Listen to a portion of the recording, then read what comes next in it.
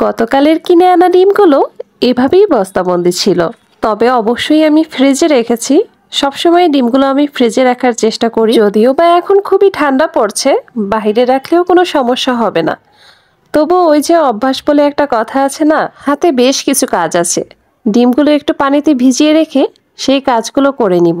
অনেকেই ডিমগুলো ভিজিয়ে রাখার সময় ভিম লিকুইড কিংবা কোনো একটা সাবান ব্যবহার করে, কিন্তু আমি শুধু পানি দিয়ে ধুয়ে নেই, এভাবেও হয়ে যায়। আর এই ডিমগুলোতে কিন্তু খুব একটা ময়লা থাকে না। তবে যখন হাঁসের ডিম কেনা হয় সেই ডিমের দিকে তাকানো যায় না, খুব ভালোভাবে ধুয়ে নিতে হয়, পারলে ওয়াশিং মেশিনে দিয়েই ধোয়া প্রয়োজন হয়। গতকাল রাতের বেলা আমি 1 কেজি বুট পানি দিয়ে খুব ভালোভাবে ভিজিয়ে রেখেছিলাম। এটা কিন্তু গতকাল রাতের ভিডিও।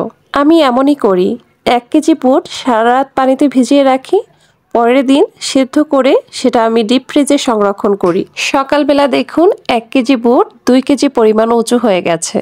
এবার খুব সুন্দর করে ধুয়ে নিয়ে তারপরে আমি প্রেসার কুকারে সেদ্ধ করে নিব।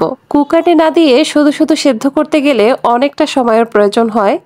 এই বাড়তি সময় আমি কখনোই খরচ করি না। একদিকে যেমন গ্যাস খরচ হয়, অন্যদিকে কিন্তু সময় নষ্ট হয় অনেক বেশি। যেই কাজটা 2 মিনিটেই করা যাবে সেই কাজ করতে আমি 30 মিনিট কেন ব্যবহার করব?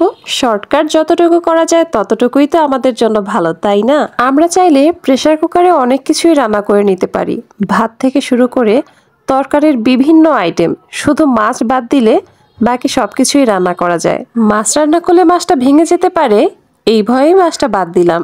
তবে আমার মনে হয় প্রেসার কুকারে যদি ঢাকনাটা আটকে না দেওয়া হয় তাহলে বোধহয় মাছ রান্না করাটাও সুন্দর হবে। তবে আমি কখনো ওই ঝামেলায় যাইনি।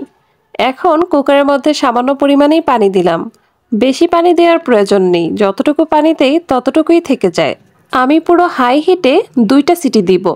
2টা সিটি দিয়ে যতক্ষণ না পর্যন্ত নিজে নিজেই সম্পূর্ণ বায়ু বের হয়ে যায় ততক্ষণ পর্যন্তই ঢাকনা দিয়ে ঢেকে রাখবো। এরপরে 3টা বড় সাইজের বাটা আমি পরিষ্কার করে ধুয়ে নিলাম। একটা বাটা হচ্ছে আমি চাল রাখি 25 কেজির একটা বাটা, আর একটা হচ্ছে মুড়ি বা শুকনো খাবার রাখি, আর একটা যে ছোট বাটা সেটাই সাধারণত মুড়ি রাখি, যে মুড়িটা আমরা সবসময় খাই সেটা। বড় সাইজের বাটাগুলো কিন্তু খুব একটা ধোয়া হয় না, বেশ অনেক দিন পর পরই পরিষ্কার করা হয়।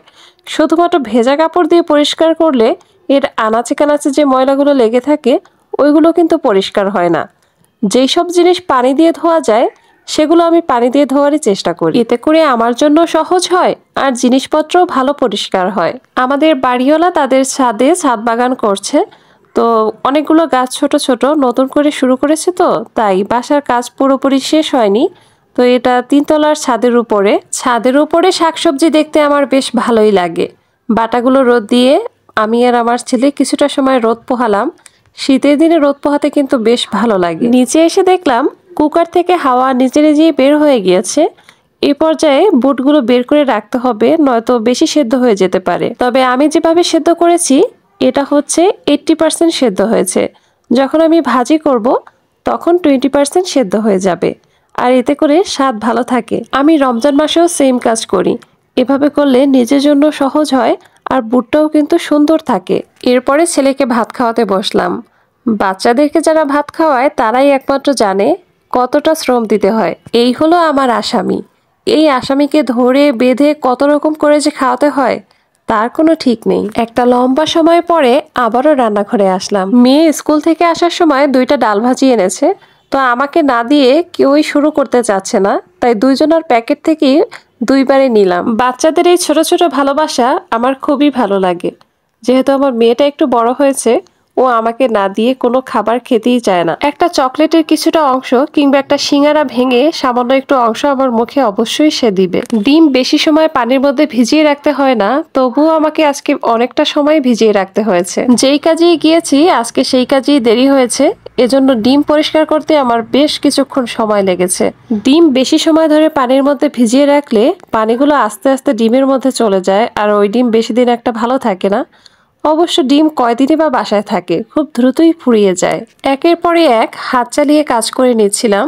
এখন যেহেতু বাসায় 2জন বাচ্চাই আছে, ওদের দিকেও খেয়াল রাখতে হবে। তাদের যেমন ভালোবাসারও শেষ নেই, তেমনি একটু পরপরই যুদ্ধ লেগে যায়, সেটাও সামলাতে হয়। ভাতে বলক চলে এসেছে। আজকে খুবই সহজে আমি রান্না করব। চুলায় মুরগির মাংস কষিয়ে নিচ্ছিলাম। এটা রান্না করলে আমার খুব দ্রুতই রান্নাটা হয়ে যাবে। আমি যখন আলু দিয়ে মুরগি রান্না করি তখন মাংস যখন তেলের উপরে দেই তখন আলুটাও একসাথে দিই। দুইটা জিনিস একসাথে ভেজে নিলে খুব সুন্দর হয়। আর আলুগুলো কিন্তু একসাথেই রান্না হবে, আলু একবারও তুলবো না, কিন্তু খুব সুন্দর সফট হয়ে যাবে আর একদমই ভেঙে যাবে না। তেলের উপরে ভেজে নিলে আলু কখনো ভাঙে না। এদিকে বাচ্চাদেরকে গোসল করাতে হবে, দুপুর হয়ে গিয়েছে। গরম পানি করে নিলাম। শীতের দিনে গরম পানি ছাড়া আমাদের বাসায় গোসল করতে কেউ যাবে না। আমারও ওই একই অভ্যাস। তরকারির মধ্যে একটু বেশি পরিমাণে পানি দিয়ে ওদেরকে গোসল করাতে নিয়ে গিয়েছিলাম। চুলার আঁচটা একটু কম ছিল, তাই এখনো ঝোল আছে। কিছুটা ঝোল কমিয়ে নিলেই কিন্তু রান্নাটা হয়ে যাবে। সব কাজ শেষ করে আবারও ছাদে চলে আসলাম। আমি যে বাটাগুলো রোদ দিয়েছিলাম সবগুলো শুকিয়ে একেবারে কচমচে হয়ে গিয়েছে। আপনারা কি বলেন? আমরা মাঝে মাঝে মচমচেও বলি। শীতের দিনে কোনো কিছু রোদ দিলে খুব দ্রুত সময় শুকিয়ে যায়। গরমের সময় যদি এই বাটাগুলো রোদ দিতাম, দেখতাম বাটার মধ্যে কেমন একটা যেন ঘেমে ঘেমে থাকে পানিগুলো। তবে শীতের দিনে শুকনো ঝরঝরে হয়ে থাকে। আর চালের বাটা ধোয়ার কারণ হলো আজকে নতুন চাল রাখবো। কে কে সুন্দর করে চালের বস্তা খুলতে পারেন বলেন তো? বাসায় বস্তা খোলার কাজটা কিন্তু আমিই করি। সুতোগুলো খুলে নিতে বেশ ভালো লাগে। তবে প্রথমবার কাটিং করেই কিন্তু এক সাইড থেকে সুতো কখনোই আমি কাটতে পারিনি। দুই সাইড থেকেই কাটতে হয়। এটা কেন হয় আমি জানি না। তবে প্রথমবার যে সাইড থেকে কাটবো সেই সাইড থেকে আমি কখনোই খুলতে পারি না। এবার সুন্দর করে চালগুলো গুছিয়ে নিব। সব ধরনের কাজ শেষ হয়ে গিয়েছে। এখন আমি ঠান্ডা মাথায় চালগুলো ভরে নিচ্ছি। সংসারে এগুলো হচ্ছে বাড়তি কাজ, প্রতিদিন করতে হয় না। মাসে একবার কিংবা 15 দিনে একবার করলেই হয়ে যায়। তবে যেদিন এই কাজগুলো থাকে সেদিন একটু ভালো লাগে, কাজের মধ্যে একটা ভিন্নতা আসে। চালগুলো বাটার মধ্যে দেখতে কি সুন্দর লাগছে তাই না? মুক্তোর দানার মতো।